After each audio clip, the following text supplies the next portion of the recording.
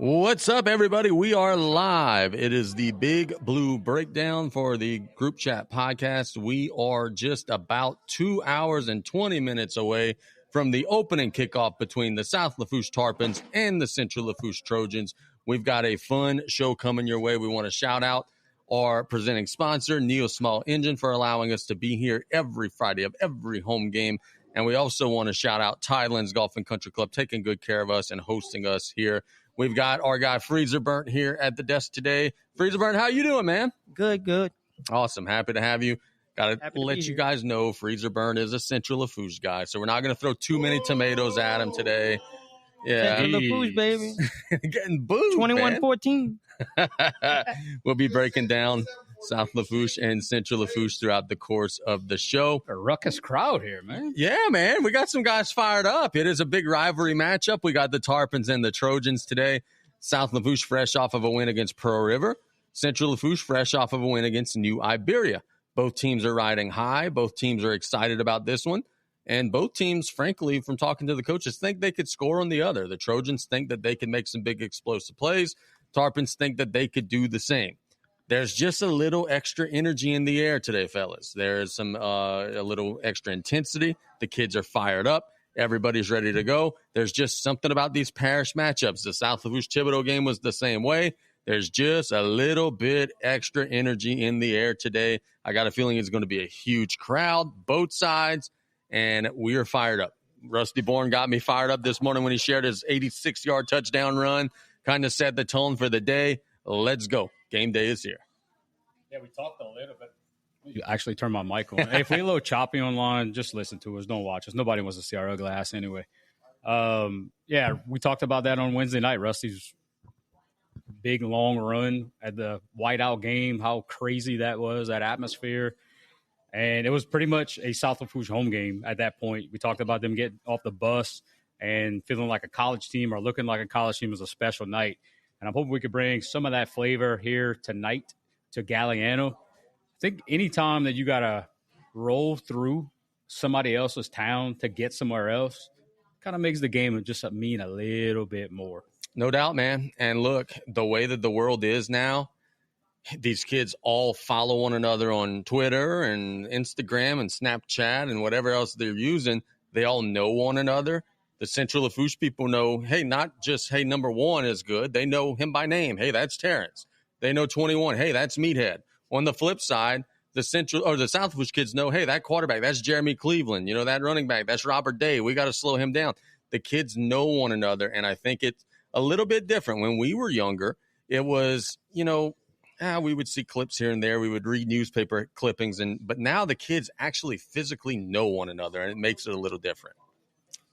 We're getting trash talk. Man. Already? Yeah. From who? Our crowd here. Oh, it's awesome. Mr. Bruce Lee? No, not Bruce Lee talking trash for once? I think a lot of that, getting back to the question, a lot of that has to do with travel basketball or travel sports in general. Yep. You're a little more integrated with the Up the Bahia and Homa communities. So it makes it a little bit more look, it might even make the game more enticing. I think so. You playing with those folks throughout the summer and in the off season. Pumped up, man. I'm expecting a big crowd. I know South Lafourche had a good day at school today with a bunch of different activities and Booster Club related activities, and it's going to be freaking awesome tonight. So let's talk about it. I've seen some film. I think you guys have as well. Central Lafourche is not the biggest team in the world. Up front, some dudes that about my size, like 190, 200. They don't have any big dudes up there. I got a few, but not many. One of the things I think South Lafourche is going to be able to do tonight is run the football throughout the course of the game. A Central Lafourche defense is one that's going to be a very aggressive one. Coach Vedros wants to attack. He wants to blitz. He wants to do all sorts of crazy things. Well, if BJ could catch you in one of those crazy blitzes and know that it's coming, they can maybe hit a screen, a tunnel screen, a counter, something like that. The Tarpons are going to have opportunities to get big plays today. The key is, can they avoid the negative plays, the big sack, the strip fumble, and all those different things that a Coach Vedros defense is going to do? Coach Vedros, if he were here right now, he would tell us South Lafourche is going to win more snaps on offense than our defense will. The Trojans just want those defensive snaps that they win to be turnovers or big sacks or game-changing plays. Can the Tarpons avoid that? Remains to be seen. 2 games, they've got 4 turnovers. Let's just call it like it is. It remains to be seen if they could avoid that disastrous play tonight. I think Coach Wiltz kind of got a gauge on what the Central coaching staff is looking for. He mentioned a shootout would be great. And that would probably be really good for South Lafourche as well. It'd be a great opportunity for the fans to see some fireworks. But it's going to be in the trenches. I know that's the age-old saying, right? Games are won in the trenches. That's the old school way of thinking. But I think tonight you're going to see a little more commitment to the run game. You're going to see commitment to the short pass because that's been successful against Central, and that's exactly what we do well. And I think that's going to lead to a lot of points on the board. And it won't put the defense in some crazy situations where they're going to have to get stops because you're going to have a lead. I'm telling you right now, you're going to have a lead. Nick, what you seeing, bro? You better do a lot of different things. We're going to have a lead, but we need to hold on to it and not let them creep back like Pearl River did last week. I think it's a game of matchups. I think our offensive line is better than their defensive line. I think our receivers are better than their coverage. I think our running back is going to have a field day running through that defense. I think the weakest part of their defense is the middle of the defensive line. Vanderbilt just ran right through them. I feel like we have a better running back, and I think we can do the same thing. Look for South Lafourche to get some passing yards, soften up their defense, and in the second half, Meathead's just running right through it and securing that win. Now, the one thing on the flip side to that, Central Lafourche will probably be saying, well, we've got a very fast quarterback, and Hutchinson was scrambling last week, so Jeremy Cleveland could probably do the same. They're probably saying, hey, we've got explosive receivers. We think we could get over the top of their defense. Now, in Central Lafourche's 2 games against New Iberia, they stayed ahead of the chains. They scored a bunch. In the first game of the season, Vanderbilt, they were not able to run the football, and they got hammered. It's going to be really critical. If Central Lafourche could run the football, they're going to have success on offense tonight. If they can't, if they're one-dimensional, and it becomes all of the Cleveland show, and he's got to do everything, it's going to be tough. They've got to get a sustained early down and distance running game going. If not, and it's 3rd and 12 all game long, knowing the way that Coach Woods likes to send exotic pressures, knowing the way the Tarpons play their 2-way guys on those 3rd down plays, it's going to be awfully tough for the Trojans tonight. I think and I'm going back to the South Lafourche defense because that's going to be the key tonight. To keep Cleveland, you're not going to stop him. He's got too much speed. He's got too much awareness. You're not going to stop the guy, but contain him from making these big, long, dramatic plays. And then you got a little scat back number 8 in the backfield that can go if he's got some room. He's got to keep an eye on all these weapons and where they're at and just be able to maintain them. And offense is going to score. There's no doubt. I think that's the biggest advantage that we have right now. And I'm telling you, it's going to be a good night for the Tarps. Shout out some names for the Trojans we'll call out tonight. Quarterback number 3, Jeremy Cleveland, special player. Excellent basketball player as well, is going to be recruited in both sports. Their running back number 1, Robert Day, real good. Also, like Damien said, slot/scat back type guy, Tamarian Crandall, number 8, real good player. They do have a short yardage back, number 20, that they bring in, Alex Crisoni. He's similar to the Pearl River guy. He's got some bulk. He's going to be 220-ish, something like that. He's tough to bring down. So they got some skill guys up front for the Trojans. A little bit of a question mark. Their best defensive lineman is number 7, Victor Ellison. I was told he has not practiced since the scrimmage and is questionable tonight with a hamstring injury. Don't know that you could just roll out of bed and start blocking Sawyer and Carter Kyle and those guys like that. I think he's going to be limited if he's able to give it a go tonight. But we'll see. Some other guys the Trojans rely heavily upon, Zachorian Smith, number 26, Trevion Allen, number 24. They got a lot of returnees. They only had 5 or 6 seniors on their whole roster last year, so they do have a lot of returnees. 55, Isaac Maldonado is one of their guys. 51, Colt Arsenault is one of their guys. So they got some good players on that team, but it'll be interesting to see how the offenses look to attack one another. But, man, Can I see that? Yeah, sure. B.J. Young, great play caller. Chris Dugas, great play caller. So 2 offensive guys that like to score some points going at one another tonight. What you got, Freezer Burn? Not much. A good matchup. That's all. Good matchup, brother. How's the training going, Freezer Burn? A lot of people are asking us about you in the chat. How's the training going? Well, the training's going pretty good. I work out at my house every other day. I do chest and arms, and then I do legs and back. Like every other day, I jog, I jump rope. Looks like you lost some weight since we last saw you. Oh, yeah, I dropped 10 pounds. Come on. All right. What's your target goal? What were you trying to get down to? At 175. And what are you now? 184. Okay, so another 10 more to go. Yep, another 10 more to go, and I'll be satisfied. Good deal. And look, we're doing some stuff to try to help promote Freezer Burnt. Damien, when can we perhaps see Mr. Burnt in the ring again in the future? So we're looking at early 2026, first quarter 2026. Got to get the right opportunity as well. We don't typically do things for free. Right. So that's kind of where we're at right now. I got a lot of phone calls, but at the end of the day, got to make sure that we're getting taken care of, right? Yeah, no doubt. We are here. We got a big old crowd on the course. Some of those folks are going to start filtering in. It is a South Lafourche High School alumni golf tournament this weekend. Started today. Awesome event. Was mentioning this on play-by-play earlier today. With softball, it's really cool, but, hey, ultimately, you could only play softball for so long. With golf, you could play golf into your 60s and 70s, and you could get the full spectrum of graduating classes. There's going to be a ton of people coming in and out of here during the course of the weekend. Raising money for the school should be awesome, visiting with some familiar faces over the next couple of days here at Tidelands. Got a lot of folks on the course. I usually come on Friday afternoons, and it's not nearly this packed. It's pretty cool. I already saw some folks that I haven't seen in probably a decade, and looking forward to tomorrow because we'll be here on hole 5. Yeah. Cranking it up. Last night in the high school ranks, we had a couple of local games.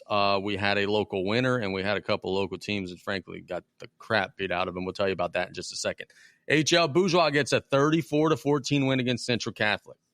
HL Bourgeois has a young man by the name of Kadar Mitchell who is unbelievably good. He ran wild again last night, but it's becoming a situation now where as defenses get the word on Kadar, they're paying attention to Kadar, and other guys are getting going. Celestine had a big night for them last night. The quarterback had a big night for them last night. And their defense stepped up and slowed down Central Catholic. Those Braves are 2-1. They're heading into a matchup with Patterson next week. They'll be favored to win that. They're likely to be 3-1. And, man, it might be a second straight season where Bourgeois could sneak into the postseason. They made it last year. And it's crazy. South Lafourche plays them in the spring. You see them in the spring. It's like, man, there's no way these guys are going to beat anybody. And then they show up in the fall, and it's a completely different-looking team. They're 2-1. And that, look, Central Catholic's good. A couple weeks ago, they played Catholic of New Iberia, lost by just 7 points. Bourgeois went over there on the road last night and put it on them. That's a great win. Kadar Mitchell getting all that attention, like you said, and then it frees up other folks to do other things. I think in the past, we probably didn't have as many basketball players playing on the football side. Yep. And they were studs, absolute athletic studs on the basketball court. And now you got them transitioning over to the football field. And as we know, speed kills in any sport. And you could put some of those guys on the outside, put them in space, and they could take advantage of some, I guess, superior athletic matchups because they're going to have that against almost every team. Guys, there's a very real world where we go to sleep tonight and E.D. White is 0-3. E.D. White, I think, is a very good football team, but they're traveling to take on Hahnville tonight. Hahnville's a very good football team. The Cardinals have gotten their hearts stomped in 2 weeks in a row. They lose last seconds against Holy Cross, last seconds against Jesuit. Now they're facing a Hahnville team that has just been slaughtering everybody in the early stages of the season. Talked to their coach, Coach Boyne, earlier in the week. He said, man, look, we got some dudes. We could play.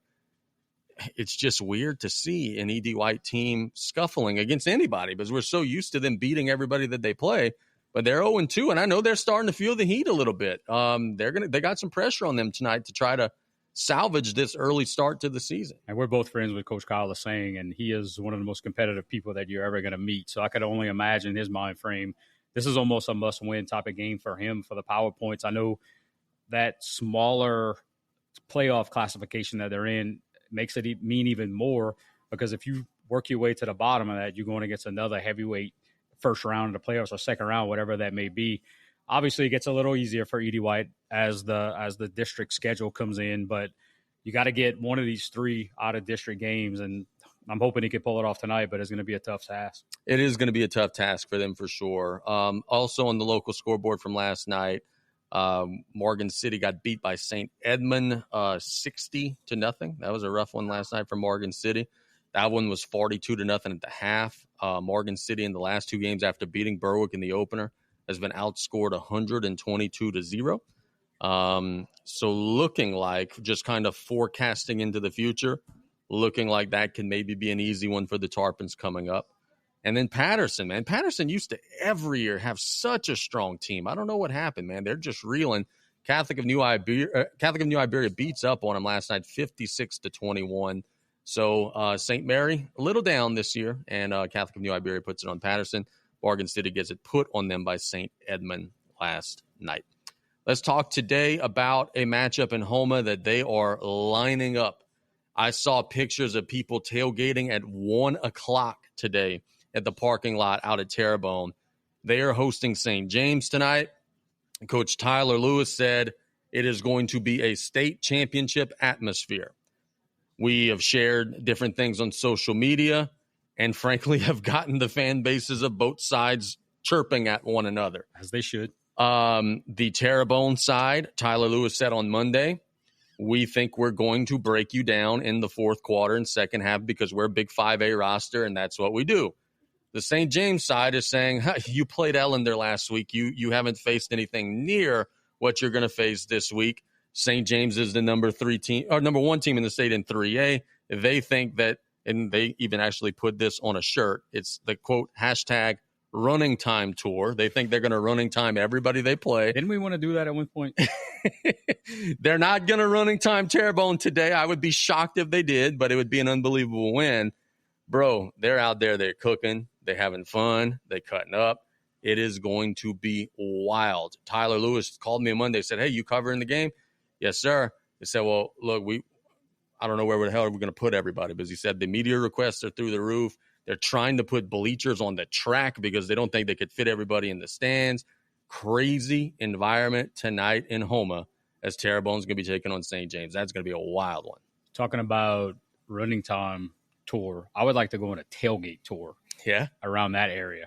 I guarantee you they got some good barbecue in that area. But two heavyweights, again, we talked about it last week. A lot of these big schools playing each other because they can't get anybody else to play. Probably not in that same mindset. Here tonight is just two teams that wanted to play each other. And obviously the rivalry's there. The fans are at each other, and it's going to be a great game on the field. Where can I catch that game?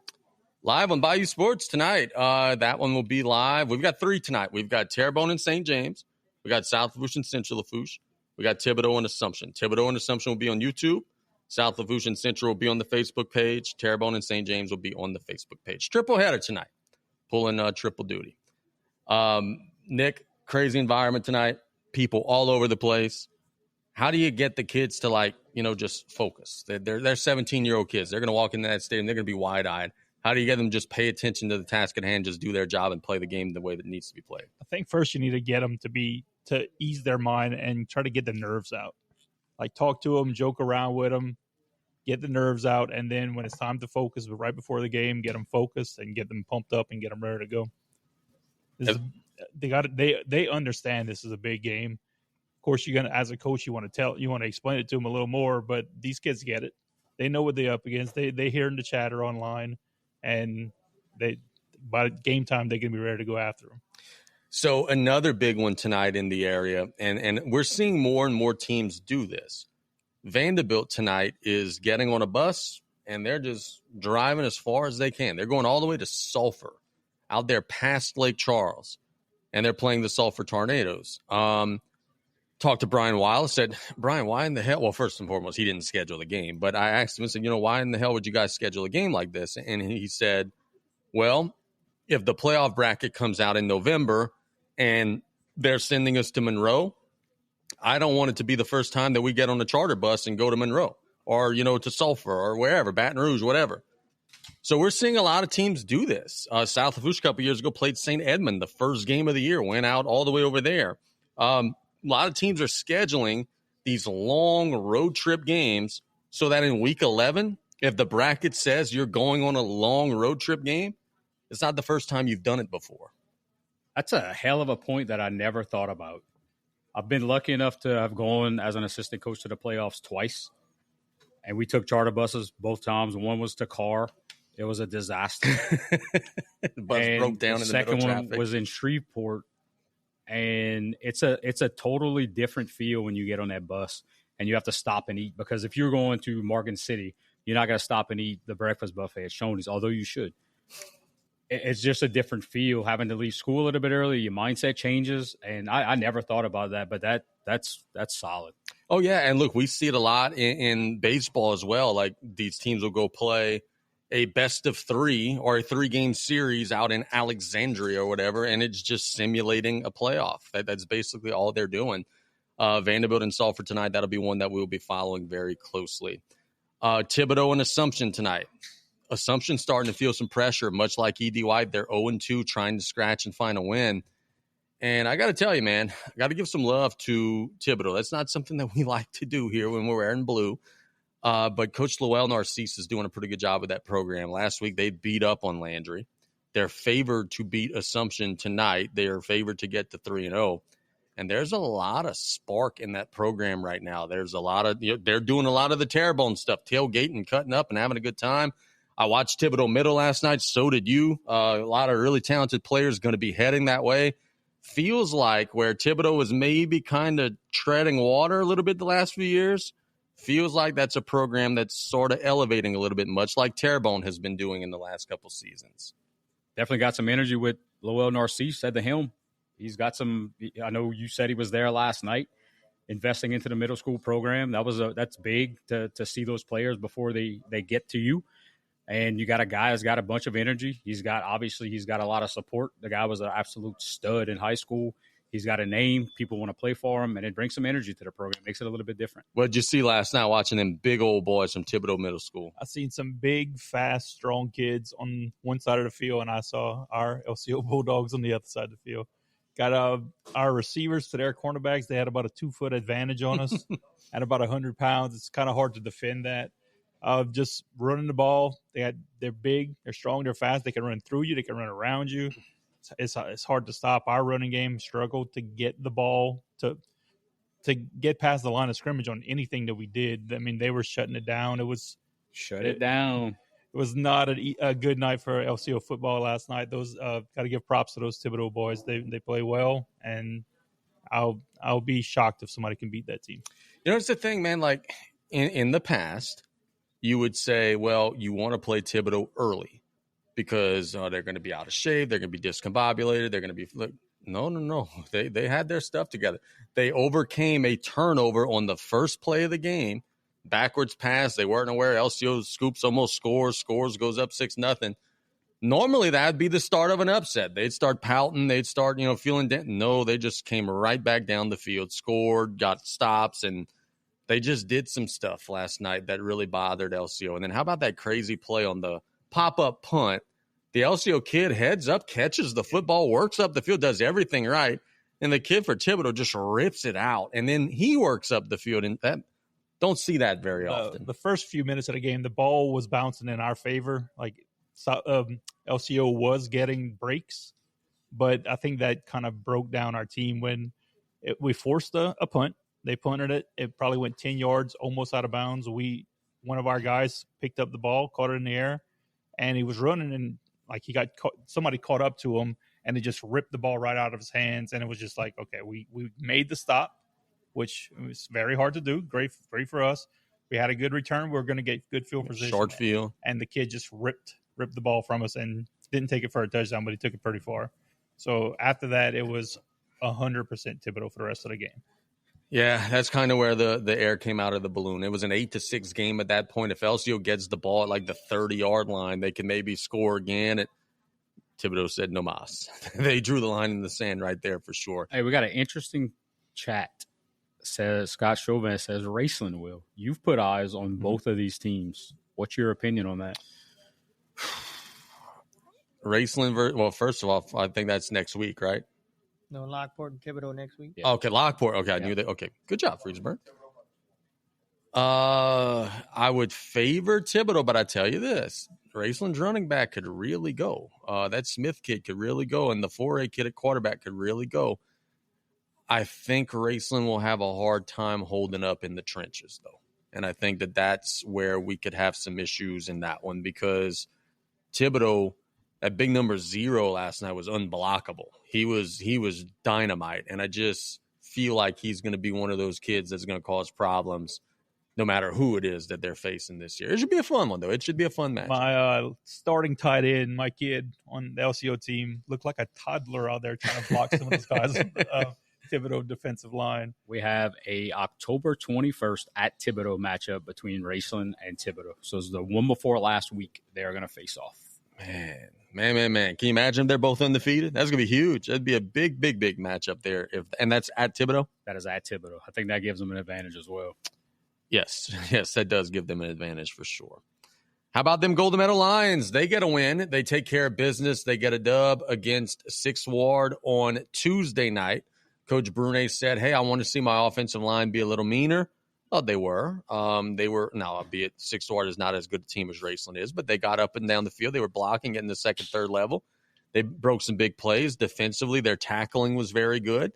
And a really good situation where we saw Golden Meadow get to 1-1, and now they're heading into a situation where they're trying to get above 500 next week. I believe taking on Bayou Blue, a matchup that they're probably favored to win. I think you watched that game online. What did you see from Golden Meadow on Tuesday night?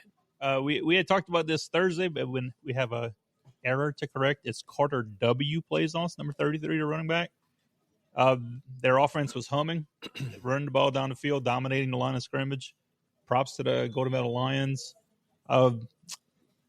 Bayou Blue, we had talked about their quarterback. He can chuck it down the field. He had a long completion, and their running backs did pretty well. But that I think you meant to say 6th Ward. You said 6th Ward, yeah, 6th Ward. But the Golden Meadow offense and defense both played really well. Got that W. And what do you got next week? Golden Meadow has Bayou Blue next week. I'm very, very much looking forward to that because Coach Brune felt, and he told us this a couple weeks ago, that he felt his team got a little overconfident going into that Raceland game, and he didn't mention the effort, but maybe not play into the standard is what he said. Yeah. And they got a rematch with that Bayou Blue team. Should have some confidence, hoping they don't come in too overconfident because Bayou Blue is a very capable team. But that's a big game for Golden Meadow. Get on that. They're 1-1 right now, and to get on that 2-1, get on that 2-1 record, build some momentum going into the rest of the season. A lot of chatter in the chat right now about middle school football. Ashton Dillon said Lockport's going to beat both Raceland and Thibodeau. Ashton, we're not counting Lockport out. Talked to Coach Allen today. He's proud of his boys that he's put some time into, and we're not counting them out. We know they got some speed, they got some experience. Just some of those matchups, man, are just very, very difficult. Noah Wiley, man, big boy out there at Lockport under center, making some plays, and kudos to them, man. 2-0 start, BDD White, roll past Bayou Blue. They're off to a great start to the season for sure. Wonder where Ashton's officiating tonight. I know you can't tell us that, Ashton, but maybe shoot us a text and let us know where you're at tonight. Hey, we got a few new listeners in right now. Appreciate you guys jumping in. Any social media, any podcast site, follow us at Group Chat Podcast DTB. Give us a like, give us a follow, and help expand our coverage a little bit. So let's talk about this. I was thinking through my memory banks last night of South Lafourche and Central Lafourche games in my fandom. And frankly, there are many of them that come to mind. We are all either Tarpons or Trojans here at the table. What are some of the more memorable South Lafourche and Central Lafourche games of you guys' lifetimes? So I think I might have told this story earlier this week, or I don't think, no, it wasn't last week. 10, 12 years old, 11 years old, whatever that age was, sitting at a South Lafourche, Central Lafourche game that was packed. And I can't remember what year that would be. I guess 95, 96, 97, somewhere near there. And there was 2 Central Lafourche fans that came over with fish fry. And it was a Zatarans fish fry. It was the good stuff. The good stuff. Why would you waste that? And just threw fish fry all over the fans. Obviously, they got arrested. Another one, not to take the whiteout game, because I think that's just etched in everybody's memory. But the following game, when we had to play him the again. playoff game, yeah. And Kobe Savoy was the quarterback at Central at the time, and he was a stud. And it was I think Central may have gone up early. They might have returned a kick or something. You kind of had everybody in the stands a little worried because we had just beat them the following week, and everybody understood how hard it is going to be to beat a team like that back-to-back. Ashton said that was 97. Ashton, were you involved in that? Said he scored to beat them. That might have been why they threw the fish fry on us. Look, there was a game, I think, when Ashton was playing. Ashton, if you're listening, let us know. I think there was a game where South beat Central on a last-second halfback pass. Maybe it was Ashton who scored to win the game. Maybe he would know. But I remember that vividly as a kid for sure. Nick, any of them stand out to you? I miss the days when Central would try to run the triple option. Those games were always fun. I feel like we stuffed them for at least 5 or 6 straight years. They just tried to run that, and we were like, nah, that ain't happening on us. Those, what was it, like about 2008-ish, somewhere around there? I tell you what, one that stood out to me, and it's I don't know why I would remember this. There you go. Ashton says it was the year that he called a halfback pass to win it 12-10. There was a year, well, it was 2020. It was the first game after COVID. We were all wondering, hey, is there going to be a football season? What are we allowed to do? Where are we allowed to sit? First game back, South Lafourche and Central Lafourche. And it was a reprieve. First and foremost, I'm calling a game in a mass. It was miserable. But secondly, it was a reprieve, but South Lafourche beat the crap out of them, and it was a lopsided 49 to whatever game. And then after I'm sitting down, I get a call on Saturday, like after it's all said and done, everybody's relaxing, get a call on Saturday from BJ Young. Hey, BJ, what's up? I'm thinking he's wanting to shoot the breeze after the game. He's like, hey, bro, we got a problem. Okay, BJ, what's the problem? One of their kids tested positive, and now we got to go back and look on film. Every single kid who touched that kid is now out next week for contact tracing. And it was just like, you'll always remember that because we would never do anything like that again, I don't think. I think now we've learned some different stuff about how to handle those situations. But like to think, there were coaches after a game that were sitting down watching film, not to break it down, but to go and track each player who like if you did this to someone who tested positive, you were out for 14 days, whether you had symptoms or not. So the fact that a whole weekend was spent watching film, that one will always stand out to me. You just played Central. You're super excited. You're jacked up. Hoorah, we're 1-0. And then, oh, shit, half of the team is now out because one of their kids has COVID, and everyone who touched him is now out for 14 days because of contact tracing. I wonder how heavily audited that film was, because I would have just said, oh, he did play. We were one of the ones that followed it, and we had quite a few that were out. So and my mind's going back to those times and how insane they were. If you didn't wear a mask to call the game, like what were the repercussions? You got arrested? I was in a closed-in space with multiple people. We were told we had to wear a mask. There's a coach that we know very, very well that was an assistant coach at the time, and there was a 24-hour contact rule that if you had contact with any player, that those players couldn't play. The coach may or may not have backtracked his positive date just so the kids could play. He might have coached from an iPad live stream while on his sofa. Well, look. That year, there was a documentary about the in-the-car football team. Nobody was wearing a mask. They didn't follow the rules at all. You mean to tell me they went the whole season without anybody that they faced having COVID, anybody on their team having COVID? We would see the videos of them in the locker room and the coaches giving these speeches. 100 dudes sitting in a room this big, all like sardines piled on one another. They weren't following the rules at all. But like, what's the penalty? COVID, bro. Yeah. It was COVID, the penalty. COVID was the penalty. You ready to get Bruce on? Yeah. We get Bruce Lee on reluctantly. Get Bruce Lee on. Freezeburn, you got to switch out with. Wait. Let's see what's Freezeburn's favorite South Lafourche. I know y'all haven't beat us like ever in your life, but what's your favorite? We have a couple of times when I was going to school. What's your favorite one? Probably in like 2002. Okay. It was I forget when it was, but it was one of them games we won like 21-14 or something. Who were some of the good athletes when you went to school in those times? Luke Falgoon. I forget who the quarterback was. Neil Adams. All right. Hey, shout out to our sponsor. Yep. Yeah. Okay. Good deal. So the Trojans, and you guys were 2-1 when you were in high school against South? Okay. Dang. Somebody's popular. Oh, shit. Is that me? Oh, Bruce. That's me. I said Damien's over here trolling the phone ring, and it's his phone ring. We'll get Bruce Lee onto the set here to talk about the South Lafourche Alumni Golf Tournament, which is this weekend, beginning today. I didn't mean to cut you off, You but good. the fact that our camera is having issues and we just on a graphic is the best thing that happened to Bruce Lee ever in his life. It was working great before Bruce got here. It was. That's funny to y'all? Yeah. But what did you do to the electricity today, Bruce? Anything? Have you been working on the power grid? I'm done. I have no electrical issues. We appreciate you taking the brunt of that because you literally had nothing to do with it. I agree. What's going on here, man? The course is full. Saw tons of people playing. Alumni golf tournament this weekend. Give us a rundown of what's taking place this weekend at Tidelands.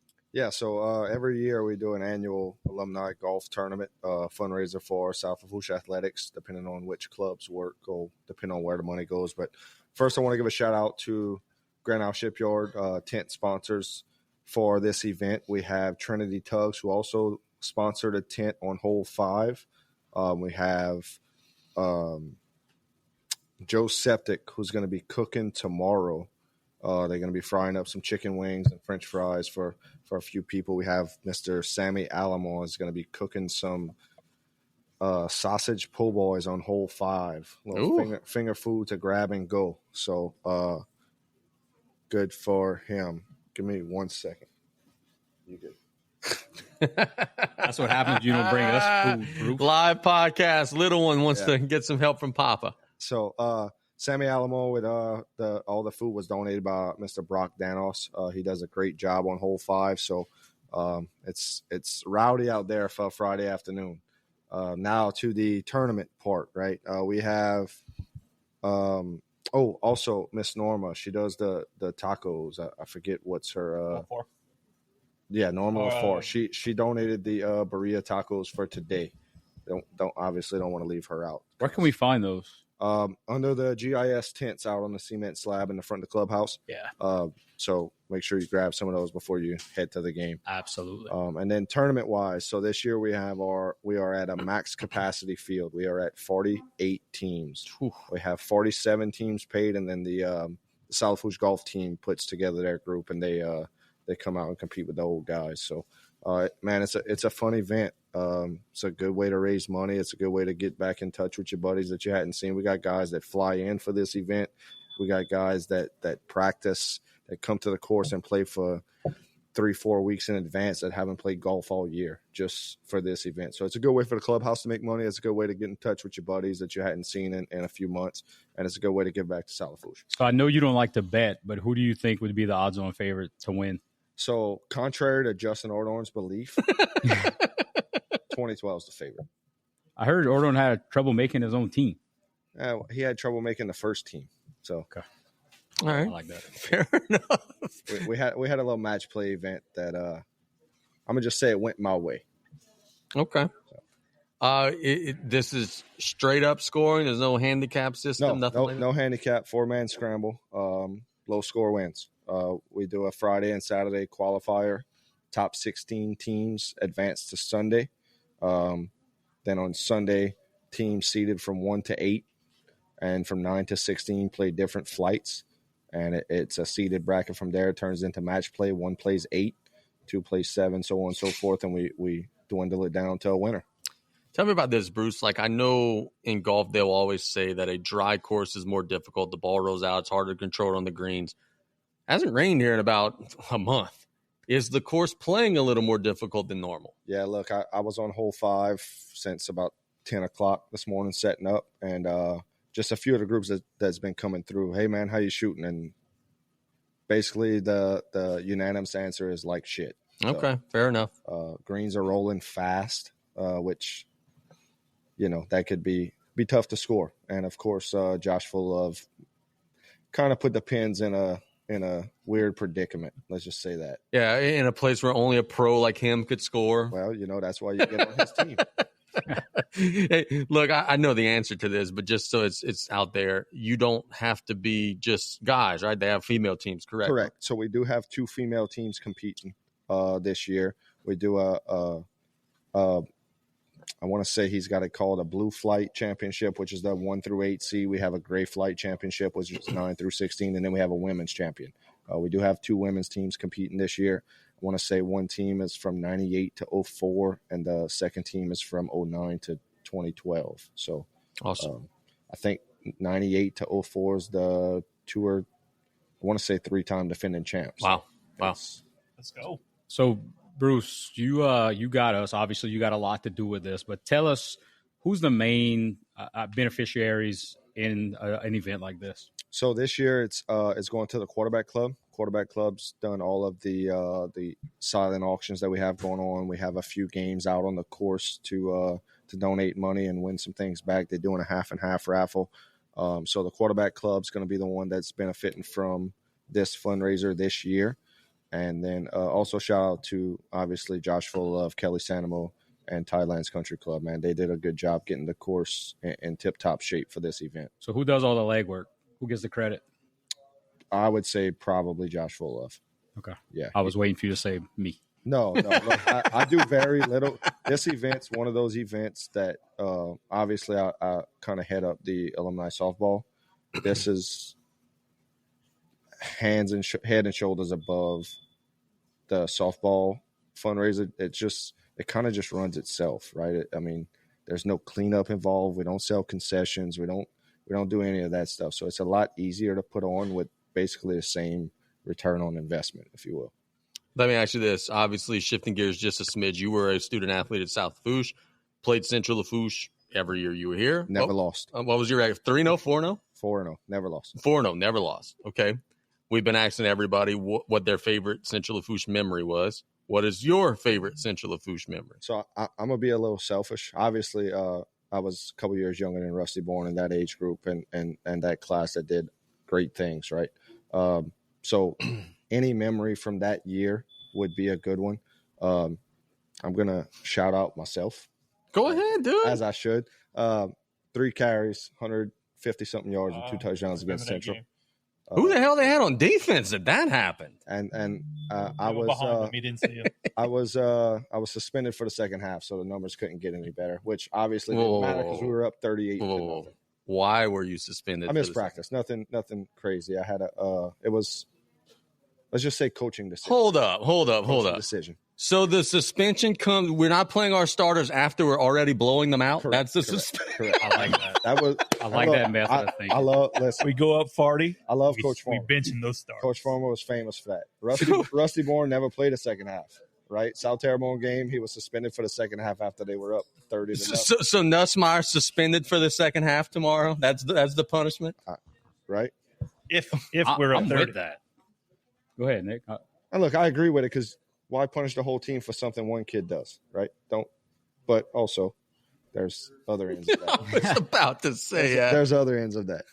Okay, cool. So 3 carries, 158 yards. All right. So was that like tosses, inside runs? Like what? How were you getting all them yards? So one of them was a I formation Tiger 8. I mean, just basic lead play. And then other was a counter. Right, we pulled the guard, pulled the tackle, counter play, and I broke both of them. One of them, at that point, man, we had kickers in our district that just kicked touchbacks. So we was getting the ball at the 20. So the first one was 80-yard run. I think it was the second play of the game. And then a couple drives later, got back in, same thing. I was about 60 yards out, 60-yard touchdown run. And then I had about a 15-yard run. Nothing really. So listen to this, dude. My 15-yard touchdown was nothing. Rusty had Rafe and all them big crazy boys up front. Who were your linemen? So we had a couple of college linemen on our offensive line. We had big Gary Bruce. Yep. We had big Cody Chabert. We had AJ Suklaw, Bryce Jeremy, and we had a younger guy, big Abel Collins. Oh yeah. That was best basketball coach I've ever seen. We've had some big boys up front. Yeah, okay. Yeah, that was fun. So and undefeated 4-0. You played all 4 varsity games? No. That was before. That was a time when freshmen weren't allowed to dress for varsity. Good deal. So I'm counting our freshman game.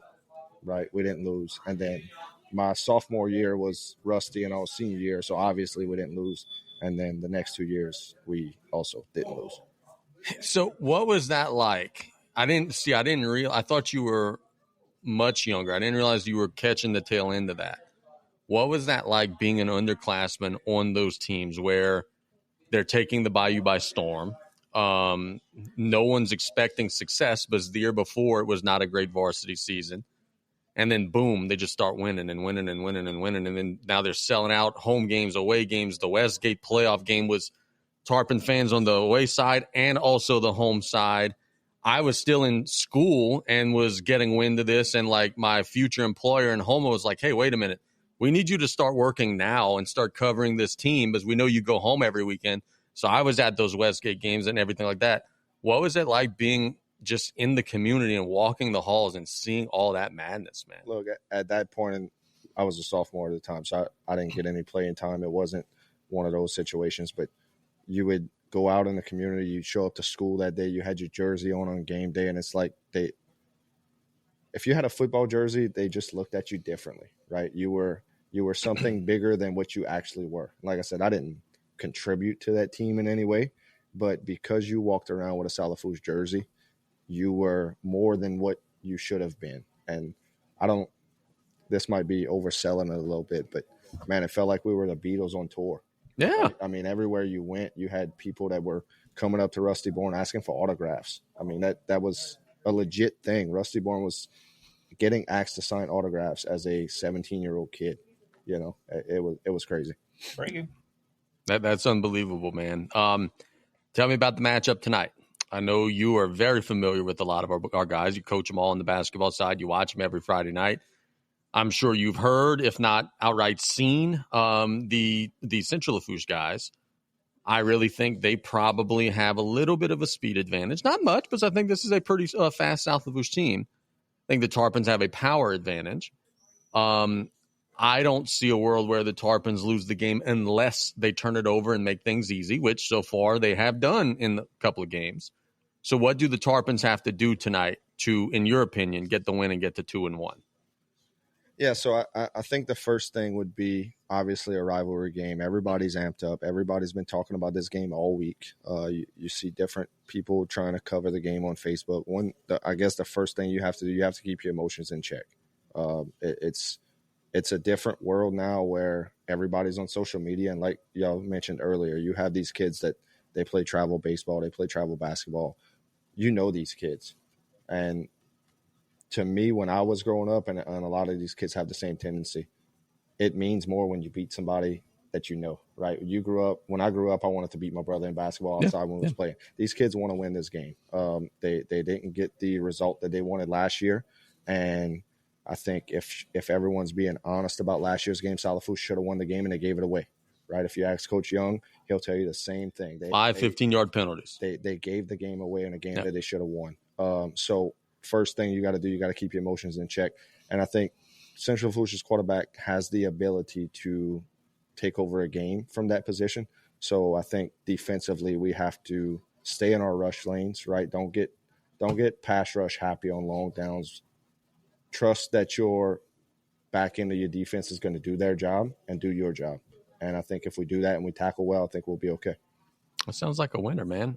Bruce, let me ask you this. Tomorrow, if somebody wants to come, obviously it's too late to sign up to play golf, but if they just want to just come hang out, is that welcome? Yeah, absolutely. Look, the only issue that we have is we do not have enough carts. So if you show up, you are more than likely going to have to walk, which tomorrow should be beautiful weather. We're going to have 2 tents set up outside.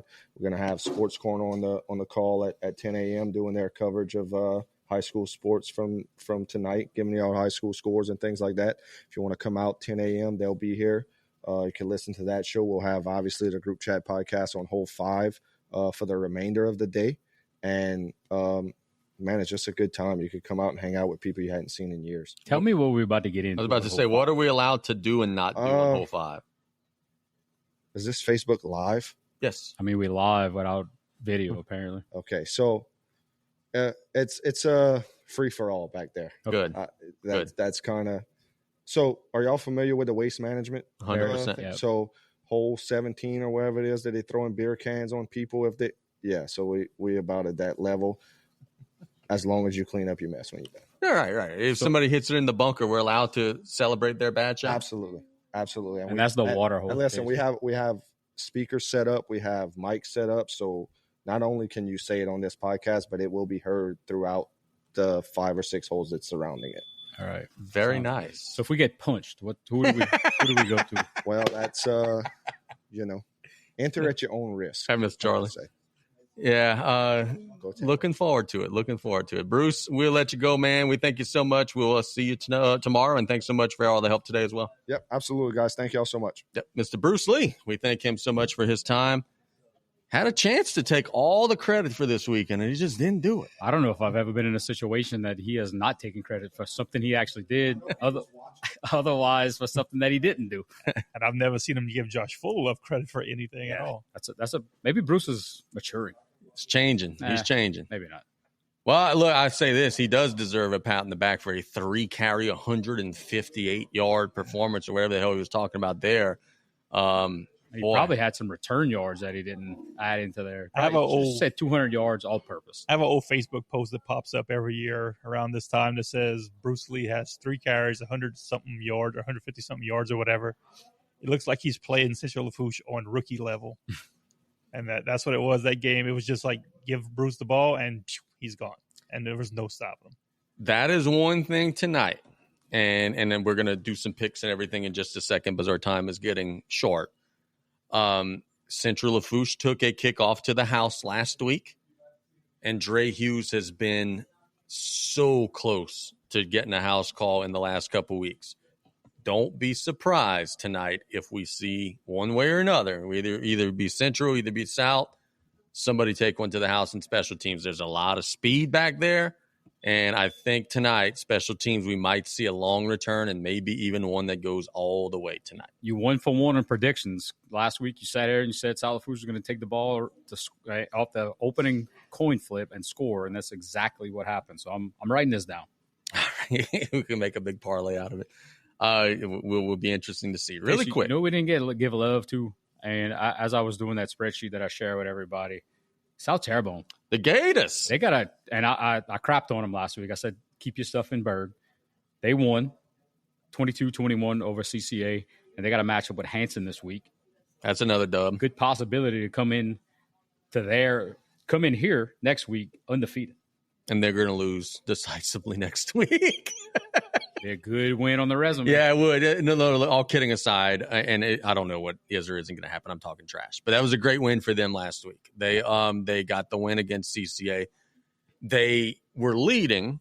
They gave up the lead late, then scored late. Then CCA drives all the way down the field, gets to like the 10-yard line, whatever. South Tarpon blocks the last-second field goal. Big win, emotional game for them.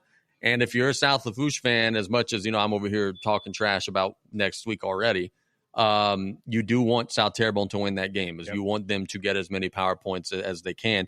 And you pulled up Pearl River. They're not playing tonight. I was about to ask. They don't have a week 3 or week 8 game. I don't know what that is. Bye week. I don't know why. I mean, one bye week, I guess. I don't know that they would want to have multiples. I don't know what happened there. Text my boy, Coach Smith. So you run into Meathead and you need to take the next week off. Yes, they probably do take a break after that. That was one of the things that BJ, honestly, like all bullshit aside, that's one of the things that BJ said was a little bit of a concern tonight, is that the Tarpons and Thibodaux was a very physical game.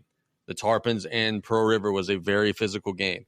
In practice this week, there was not a lot of tackling to the ground. So he was hoping to see tonight, can we start fast, even though this week in practice it's kind of been in slow motion. I think the rivalry game helps with that. You should be amped up. But that is, if we're talking about concerns on the South Lafourche side, that is one of the concerns tonight is, can we get rolling on a week where we have kind of been in slow motion a little bit? So, like you said, that it was a very physical game against Thibodaux. It was a very physical game against Pearl River. Maybe we can be a very physical team to play every week. Yep. Like, we have a very good offensive line. We have a very good running back. And I know we pass the ball well. We throw it all around the field. We got a lot of weapons. But when it comes down to needing to be a physical football team, I think that we have proved that we could do that. So today, I think that's going to play a major part in hopefully South Lafourche coming home with the victory, or staying home with the victory if you want to look at it geographically. but I feel like their interior defensive line and our offensive line is a mismatch. And I feel like old Meathead is going to be running wild in that second half, securing the win. I said it earlier, and I am sticking to it. Look for that to happen tonight. Look for our offensive line to dominate. Look for Meathead to have a very big second half tonight. I want to really quick, because there's so much love and attention that goes to 3 of the South Lafourche offensive linemen as they're being recruited. Sorry, Wells, Carter, Collie, Bo Georges. But we don't talk nearly enough about the other 2 who are doing a damn good job. Drake Terrebonne, Darius Allen, the 2 guards on that offensive line. We give all the love to the tackles in the center, but they're the ones getting the scholarship offers. Darius Allen, Drake Terrebonne doing more than enough to hold up their own. Great job by those guys so far this season. They'll be a big part of it tonight as well. Sleeper player tonight, look out for Haven Green playing tight end tonight. Middle of the field is an issue for Central Lafourche defensively. I think Haven Green could be a breakout player tonight. Look for him to get 3 or 4 big catches, some first downs, and making some big plays for the Tarps. Oh, Drake and Haven both go to Meta kids. And I know Drake's sophomore, I believe, young guy, underclassman, getting a lot of reps. I think Haven might be a year older. Anxious to see him, because some really, really good kids, and I'm wishing them the best success. Coach Dylan Smith from Pearl River just texted me. He said they are open this week, and they do have a game in week 8. Okay, may not be listed. Good. Trying to figure out, ask them, like, what's the point of that, but anyway. They just knew after all that Mimos that they need a week off. To get back to that point we were making that Nick said about a physical team, I think South Lafourche is a more physical team than they have been in the BJ Young era. Yep. And I think playing a Thibodeau and playing a Pearl River is going to pay dividends. I'm not too worried about wear and tear in week 3. Talk to me about that week 4, week 5, week 5, 6, 7, or whatever that may be. I think playing those games are going to help us tonight to be the more physical team, when I think we're the better athletes on the field, especially on the offensive and defensive line. You know what helps, honestly, if we're, I don't mean to be a Debbie Downer on any team here. You've got week 8, Morgan City, week 9 against Ellender. That's 2 weeks where if you show up, you're getting a dub. So you really are trying, and week 7 Assumption might even be one of those games that, it's not going to be as easy as Morgan City and Ellender. But you have a stretch towards the end where you should be playing a lot of backups and getting some guys some rest. So that should help a whole lot. Really quick before we get to our pick'em segment, Friesburg, you come on back and make some picks with us. Really quick, LSU drama this weekend. I know we talked about it Wednesday. Any reason to be worried? Brian Kelly told us yesterday Nussmeier's not hurt anymore. He's good. He is magically healed. Everything is good. His torso injury, he is 100% full go. He's been practicing all week. Only time this season he's practiced all week. Are we going to see a new and improved Nussmeier on Saturday? Nick's going to like this comment. Did you hear our interview and play-by-play this afternoon? I did not. I said, did Brian Kelly bring in a traiteur to just automatically fix Nussmeier? Blue cigarette smoke on his torso, and now he's good? Look, I'm on a 2-week ban. I can't be negative, but I don't think we're going to cover. What is it? 40.5. Yeah, I don't think our offense is going to be night and day from where it's been the last 3 weeks, but I do think they're going to be successful. I do think they're going to LSU is going to simplify their offense and just even more. The quarterback sneak every play. Apparently that's the thing to do in 4th down. They said Nuss has been making too many checks to the line. He's been doing too much, and they're going to simplify it this week. Hopefully they could just use the athletes that they have to out-athlete. Not what'd you say Wednesday? That's what I was trying to get at. Out athleticism. They're going to use their athletes to the highest capability to beat up on a team that should not even be in Tiger State. Nicholas? On the podcast Wednesday night, I said LSU 45, Southeastern 3. I'm sticking to it. Apparently, Vegas listens when I give my spread. Oh, that's why the line's 40? Yeah. Okay. So look, I don't see them having too much trouble, but I did say that against Louisiana Tech as well. But maybe Louisiana Tech's pretty good. How many points you said Southeastern got? 3. Okay. Friesenberg, you watched LSU this season. What you think, man? Oh, LSU's going to win, no doubt. About 30-something to 20. 30-something to 20. If it's a 10-point game, we are going to be burning everything in Baton Rouge, Friesenberg. Give it. Okay, we'll see. We'll see. I hope you're wrong, man. I hope you're wrong. I hope you're wrong. Let's go into our pick'em segment. We'll start off in college. do a few. I know we've already done group chat. I'm going to try to get some different games. Tulane and Ole Miss. Can Tulane score the upset tomorrow? Ooh, what's the spread on that? 10. Nope. Ole Miss does not have their starting quarterback. Nor a defense. Can Tulane score the huge upset tomorrow and virtually clinch a ticket into the college football playoff? But they're not losing if they win tomorrow. I didn't even realize they were. That's a big game. Give me Ole Miss, but they don't cover. I'm going Ole Miss. Book it right now. Tulane gets the upset tomorrow. I hope so. Yeah, Tulane. Book it. Tulane or Ole Miss? Freezer Don't burn. take active to cover. Tulane over Ole Miss. Damn. So it's 2 for 2 here. Damien and I are Ole Miss. Freezer and Nick are going Tulane. We're not even going for the points or anything. Money line, Tulane. Yep. Money line, Tulane. Michigan tomorrow, traveling to take on Nebraska. Underwood in his first road game of the season was terrible. Nebraska, by the way, is a 2-point underdog at home. Ooh. Nebraska has finally started winning the games that they're supposed to. It looks like they're starting to get that roster in check to be able to compete. That being said, give me the Wolverines. Damn. I'm an Underwood guy, man. I don't care that he didn't come. I wouldn't have came here anyway. Who's Nebraska's coach? Matt Rule. Yep, former Giants Matt guy. Rule is going to be a big part of this week. Year 3, Matt Rule is a big deal. Look at it. Look historically. Look at Matt Rule's year. You're not wrong. Anywhere he you're goes, not wrong. Nebraska. Is that accurate? No, yeah, he's not wrong. In college, in pro, it was bad. I'm going Nebraska also. Freeze burnt. Nebraska. Damien's on the island here. Going with Not the bad island. yeah, going with Michigan. Tomorrow, Clemson is going to be hosting. I had it here just a second ago. Clemson is going to be hosting. Why are you figuring that Syracuse. out? Nick's right. Yeah, no, yeah. I told you. Year 3 at Temple, he was 10-4. Year 3 at Baylor, he was 11-3, and now he's 3-0 in Nebraska. When Matt Rule gets his guys, he's been winner. a good college coach. He's just not good in the pros. Clemson tomorrow, they get back right. They're a 17-point favorite against Syracuse. Or is Clemson just ass? I think they'll win, but they don't cover. I think it'll be close. Yeah, I think they win, but they don't cover neither. My fingers are crossed. So crossed right now that Syracuse could get this win. Win? So you got them in a big money line? I mean, I would not put a single penny on Syracuse to get the win, but my fingers are breaking. They're so crossed that Syracuse could win this game. I'm going Clemson into cover. I think tomorrow's a get right for Clemson. I think Syracuse is pretty bad. Let's go to the high school side. Locally, Thibodaux and Assumption tonight. Thibodaux is undefeated. Assumption's winless. They're playing in Tiger Stadium. Give me Thibodeau to cover. Thibodaux, pretty big. I think Bayou Sports should start putting some lines on these games.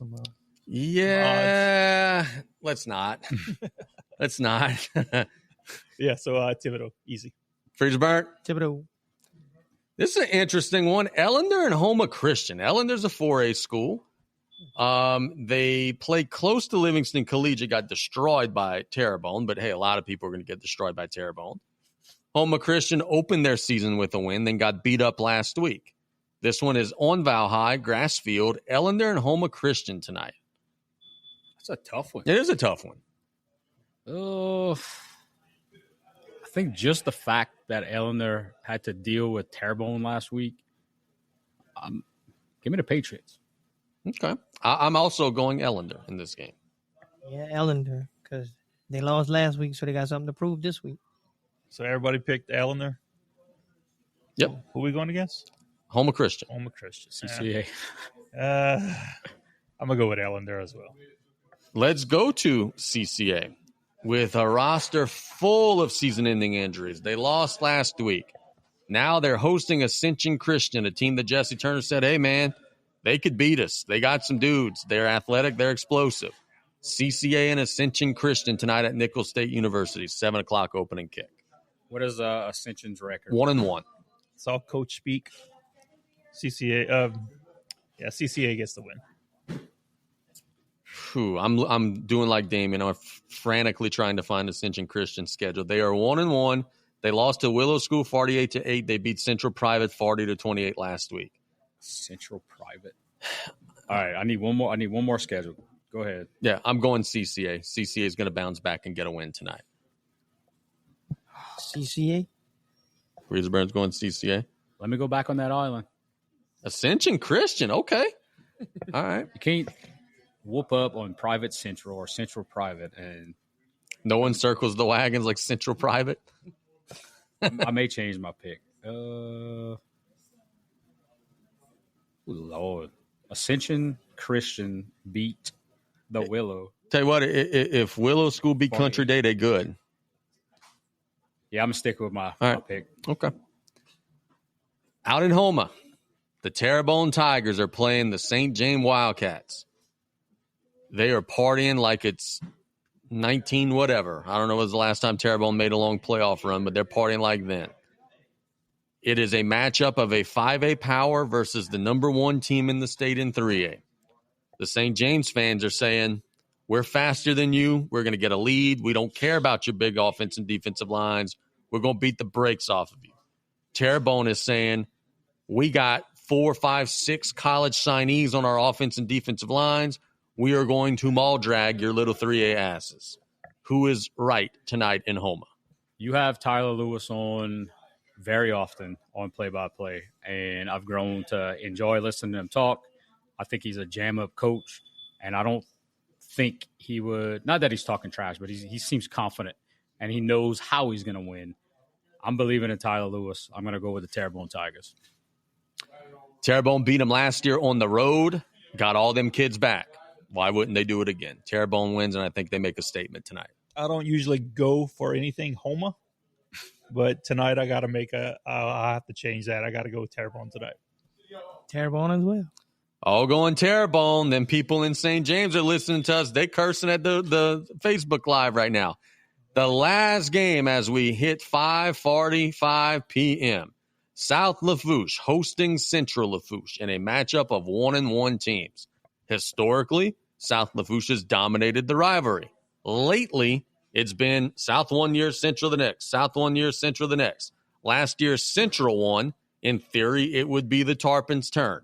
Gentlemen, will the South Lafourche Tarpons get to 2-1, or will the Trojans come on the road and find a way to get the win? Give me the Tarpons 35-20. Meathead runs big tonight. Play action. Haven Green, big tonight. Central Lafourche tries everything in their power to take Terrence and slow him down. Other guys go crazy. South Lafourche 37-21 over Central Lafourche tonight. So our defense is going to have to step it up tonight. Our offense is going to do well. I've been praising Meathead all night, saying he's going to run wild. My Meathead shirt. We need big games from Joao Araujo and Res Due. Yep. I think that's two key players tonight that's going to make a big difference. Give me South Lafourche 41, Central Lafourche 24. And now that wraps up. I'm kidding. You don't want to hear it. Freezer Burn, what you got, man? Central Lafourche 21-14. Ooh. Boo! Freezer Burn goes with his alma mater. We understand that. I got one shout out Cleveland. before we close up shop. Tomorrow I'm cooking breakfast for the Golden Meadow Volleyball team. Want to shout out Group Chat Podcast for sponsoring that, as well as Cooper Construction. Appreciate you guys. A good meal plan for tomorrow morning. Just got to wake up early. Good deal. We will be live again tomorrow on the 5th hole. They tell us we could do whatever we want, so that could be really dangerous. So we'll be having fun. Go Tarpons, I guess go Trojans, and best of luck to everybody else in the area. For Freezer Burn, Nick Hebert, Damien St. Pierre, this is Casey Gisclair signing off. I got to go. I got to go to the stadium and call the game, y'all. Let's have a wonderful week 3. Thanks to our presenting sponsor, Neo Small Engine, and thanks to the fine folks at Tidelands for allowing us to do this every Friday of every home game. Stay blessed. Have a tremendous weekend, everybody. Go Tarps. We'll be back next week.